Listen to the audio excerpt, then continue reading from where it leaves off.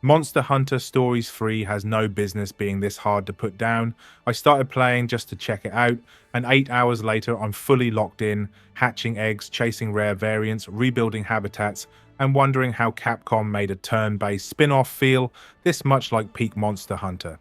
I went in expecting a fun side game with some monster collecting and turn-based battles, but what I found was something way bigger, way deeper, and way more addictive than I expected. This game somehow takes that classic Monster Hunter feeling, the monsters, the world, the gear, the sense of adventure, and blends it with a seriously satisfying RPG loop that just keeps dragging you back in. Every time I thought I was about done, the game gave me another reason to keep playing. One more egg to hatch, one more monster den to check, one more upgrade to chase, one more area to explore. That is the kind of grip this game has had on me in these first 8 hours. One of the biggest reasons I'm enjoying it so much is the egg system, because it absolutely nails that monster capture feeling. Heading out into the world, finding monster dens, grabbing eggs, bringing them back, and hatching new monsters is just ridiculously satisfying. There's always that little rush of wondering what you're about to get, whether it's going to be stronger, rarer, or just a better fit for your team. And the smart part is that the game doesn't stop at simply letting you collect monsters for the sake of it. Every hatch feels like it matters. You're not just filling out a collection, you're building options, improving your team, and opening the door to stronger builds later on. That's what makes it so addictive. The whole system constantly feels rewarding. Then there's habitat restoration, and this might be one of my favorite mechanics in the game so far. And this is where Monster Hunter Stories 3 really starts to feel special, because the world doesn't just sit there waiting for you to run through it. You can actually influence certain areas by restoring habitats and introducing monsters into those spaces, and that starts changing what can spawn there. New creatures begin appearing, stronger eggs become possible, and rare variants start opening up in ways that make exploration feel even more exciting. I love this because it makes the world feel alive. It makes it feel reactive. You're not just running through the map ticking boxes, you're actually helping shape the ecosystem around you, and the game rewards you for doing it. That creates a really cool loop where collecting monsters, exploring the world, and progressing your team all feed into each other.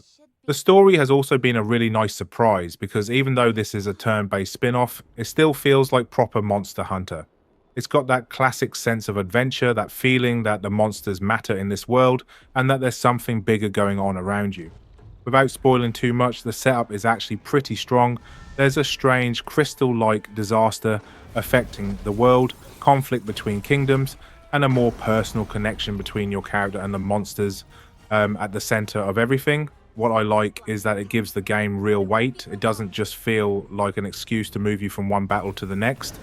It feels like there's an actual story here worth following. So if you're a fan of the mainline series, I think that classic Monster Hunter energy is still absolutely here, just presented through a different style of game. And speaking of that, the combat is where the game really proves itself. Yes, it's turn-based, but it does not feel slow, flat, or watered down. It feels stylish, strategic, and surprisingly intense. You're still thinking about elemental weaknesses, weapon choice, monster attack patterns, and when to use items. You're still trying to break parts, interrupt dangerous attacks, and manage the flow of the fight. Different monsters feel genuinely unique as well, because they have their own attacks, their own animations, and their own behavior, so battles don't just blur together.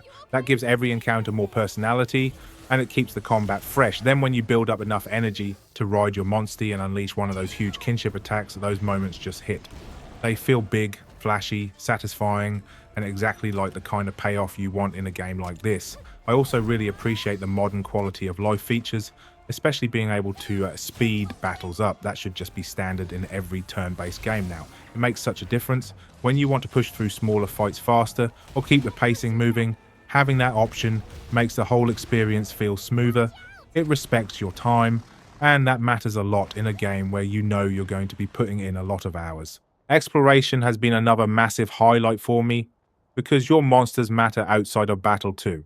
Different monsties give you different traversal abilities, which means your team becomes useful in the world itself, not just in combat. You can ride them, use them to cross terrain, unlock new routes, and reach places you couldn't get to before.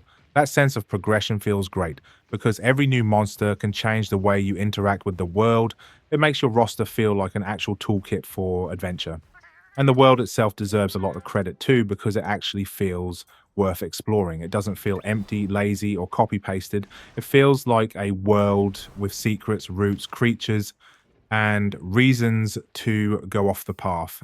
Even after 8 hours, I still feel like I've barely opened this game up, and that is one of the most exciting things about it.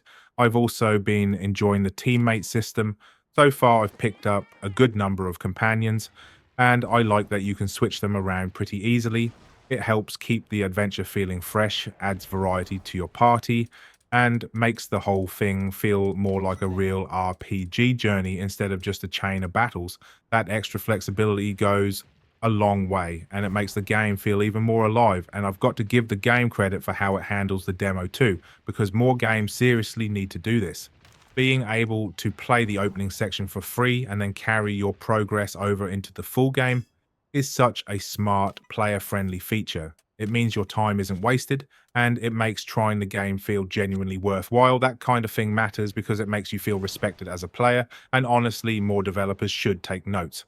So yeah, after my first 8 hours with Monster Hunter Stories 3, Twisted Reflection, I can honestly say I'm having a fantastic time with it. It takes that classic Monster Hunter vibe, mixes it with addictive monster collecting, deep customization, strong turn-based combat, and a world that actually feels lively and rewarding to explore, and turns all of that into something that feels way bigger than I expected.